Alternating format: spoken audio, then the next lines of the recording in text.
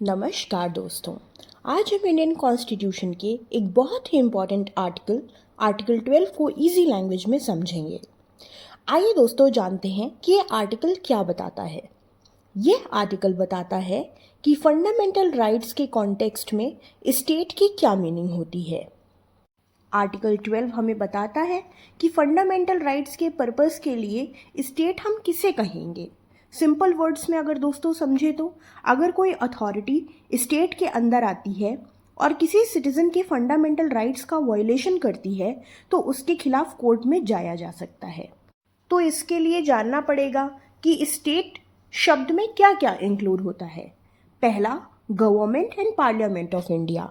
Central government, parliament यानी कि Lok Sabha Rajya Sabha, government and legislature of states यानी कि state government state legislature, local authorities जैसे municipal corporation, municipality, panchayat, district board etcetera.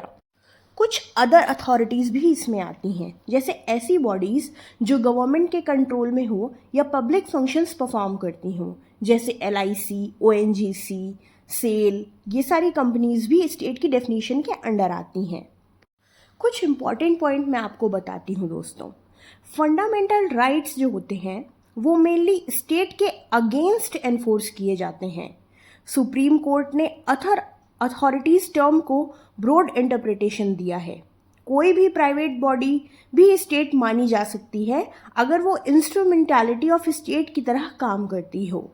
Courts भी article 12 के under state माने जा सकते हैं, लेकिन सिर्फ अपने नॉन जुडिशियल फंक्शंस परफॉर्म करते वक्त, जुडिशियल फंक्शंस परफॉर्म करते वक्त नहीं दोस्तों। तो दोस्तों इन शॉर्ट हमने ये जाना कि जो आर्टिकल 12 होता है वो स्टेट वर्ड को डिफाइन करता है।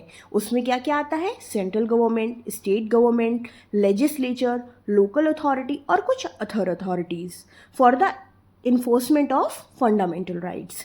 तो दोस्तों आर्टिकल 12 का अगर ये एक्सप्लेनेशन आपको समझ में आया हो कि आर्टिकल 12 का फंडामेंटल राइट्स के लिए स्टेट का स्कोप क्या है, इसमें कौन कौन आता है, अगर आपको ये सब कुछ इजी लैंग्वेज में एक बार में समझ में आ गया हो तो मेरे वीडियो को लाइक करें, शेयर करें, सब्सक्राइब करें। मिलते हैं अगले टॉपिक के साथ। Thank you.